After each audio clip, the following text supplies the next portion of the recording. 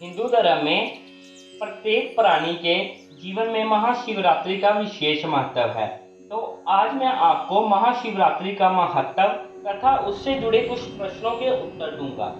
जैसे कि महाशिवरात्रि क्यों मनाई जाती है, महाशिवरात्रि को व्रत व रात्रि जागरण क्यों करते हैं। तो चलिए वीडियो को करते हैं शुरू और जानते हैं। शिव पूजा के संबंध में अनेक पंथों में अलग अलग प्रथाएं प्रचलित है। कुछ पंथों में शिवाजी को अर्पण किया हुआ नैवेद्य पत्र, फूल, फल एवं जल आग्रह माने गए हैं, लेकिन शिव को पूर्ण ब्रह्मा मानने वाले भगत इस विषय में कभी नहीं सोचते। यदि शिव पिंड को चिंता भस्म का लेपन किया जाता है तो उस पर अर्पित वस्तु ग्रहण न करने योग्य मानना तर्कसंगत है, परंतु शालिग्राम शिला के संपर्क में उस पर चढ़ाए गए पदार्थ पवित्र बन जाते हैं। शास्त्र अनुसार शिव तीर्थ आग्रह है, परंतु स्वयंभू बाणलिंग का तीर्थ ग्राह्य है। घर में पूजा जाने वाले शिवलिंग का तीर्थ भी ग्राह्य है। शिव पूजा में नीराजन से आरती उतारने के बाद प्रसाद चढ़ाने का रिवाज है, कारण शिव जी को अपने भोग में हुई देरी सहन नहीं होती, ऐसा माना जाता है। शिव दीक्षा लेने वाले साधक को उसके गुरु द्वारा परंपरागत चली आई विधियों की जानकारी दी जाती है, लेकिन शिव दीक्षा न लिए हुए साधक को शिव पूजा के समान नियमों का पालन करना चाहिए। शिव पूजा में शंख की पूजा नहीं की जाती। नहीं, शिव जी को शंख के जल से स्नान करना चाहिए। यदि मंदिर में मानव द्वारा निर्मित एवं स्थापित शिवलिंग है तो शिव प्रदक्षिणा प्रणाली तक ही पूजा करें, जहां से उल्टे चले। शिव मंदिर की प्रणाली से गंगा बहती है, ऐसी संकल्पना है, परंतु स्वयंभू लिंग एवं चलन लिंग पर यह नियम लागू नहीं होता। वस्त्र धारण किए हुए शिव पूजा का प्रारंभ नहीं करना चाहिए। शिव पूजा के समय गले में रुद्राक्ष की माला अवश्य धारण करें। महाशिवरात्रि क्यों मनाई जाती है?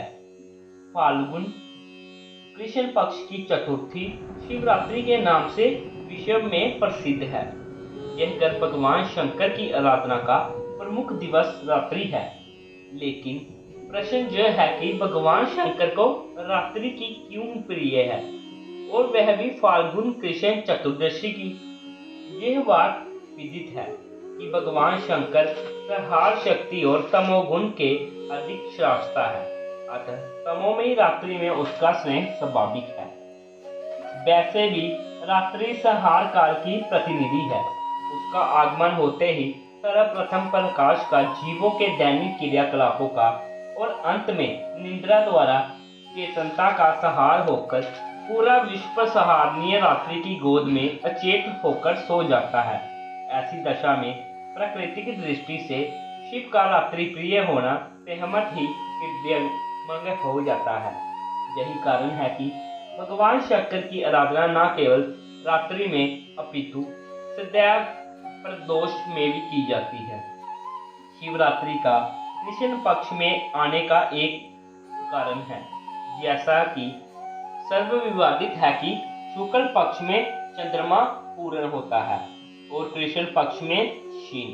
स्वाभाविक रूप से उसकी वृद्धि के साथ साथ संसार के संपूर्ण रसवान पदार्थों में वृद्धि और क्षय के साथ उनमें क्षीणता होती है। इस प्रकार घटते घटते चंद्रमा अमावस्या को बिल्कुल क्षीण हो जाता है। चराचर के हृदय के आदि श्रावस्ता चंद्र के क्षीण हो जाने से उसका प्रभाव संपूर्ण भूमंडल के प्राणियों पर पड़ता है। परिणाम स्वरूप उसके अंतःकरण में तमस्वी शक्ति चेतन हो जाती है, जिसके अनेक प्रकार के अनैतिक अपराधों का जन्म होता है। इन्हीं शक्ति को भूत पेदाती कहा जाता है। ये शिवगण है जिनके स्वामी शिव है। दिन में सूर्य की उपस्थिति तथा आत्मतत्व की जागरूकता के कारण यह तमस्वी शक्ति विशेष प्रभाव नहीं दिखा पाती, किंतु चंद्रविहीन अंधकारमयी रात्रि के आगमन के साथ ही इनकी शक्ति प्रभावी हो जाती है।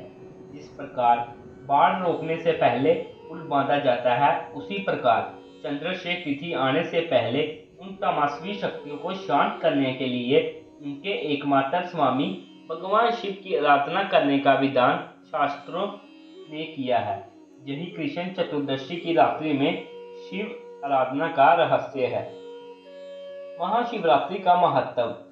परंतु अब यह प्रश्न उठता है कि श्री कृष्ण पक्ष चतुर्दशी प्रत्येक मास में आती है, वे शिवरात्रि क्यों नहीं कहलाती? फाल्गुन कृष्ण पक्ष चतुर्दशी में ही क्या विशेषता है जो इसे शिवरात्रि कहा जाता है? जहाँ तक प्रत्येक मास की चतुर्दशी के शिवरात्रि कहलाने पक्ष प्रश्न है, तो निश्चय ही वे सभी शिवरात्रि ही है और पंचांगों में उनके इसी नाम का उल्लेख भी किया जाता है। यह इस अंतर को अधिक स्पष्ट करने के लिए यह जानना भी आवश्यक है कि फाल्गुन की इस शिवरात्रि को महाशिवरात्रि के नाम से पुकारा जाता है। शिवरात्रि क्यों मनाई जाती है? जिस प्रकार शिव पूर्ण तिथि के दुष्प्रभाव से बचने के लिए उससे ठीक एक दिन पूर्व चतुर्दशी को यह उपासना की जाती है, उसी प्रकार शेष होते हुए वर्ष के अंतिम मास से ठीक एक मास पूर्व इसका विधान शास्त्रों में मिलता है, जो सर्वथा युक्ति संगत है। सीधे शब्दों में हम कह सकते हैं कि यह पर्व वर्ष के 11वें मास और उस मास की भी उपनयन रात्रि मनाया जाता है। इसके अतिरिक्त हेमंत ऋतु में ऐसा प्रतीत होता है कि जैसे कोई अज्ञात सत्ता प्रकृति का संहार करने में जुटी हो। ऐसे में चारों ओर उजाड़ का सा वातावरण तैयार हो जाता है। यदि इसके साथ भगवान शिव के रौद्र रूप समाज से बैठाया जाए तो अनुपयुक्त नहीं होगा। इसी अतिरिक्त रुद्रों की संख्या 11 होने के कारण भी यह पर्व 11वें मास में ही संपन्न होता है, जो शिव के 11 रुद्र स्वरूपों का सूचक है। महाशिवरात्रि को व्रत व रात्रि जागरण क्यों? रात्रि जागरण के संदर्भ में श्री कृष्ण ने कहा है, जा निशा सर्वभूताना तस्या जागृति संयमी, अर्थात सब संपूर्ण प्राणी अचेतन होकर नींद की गोद में सो जाते हैं, तो संयमी जिसने उपासदासी द्वारा इंद्रियों पर नियंत्रण प्राप्त कर लिया हो, जाकर अपने कार्यों को पूर्ण करता है।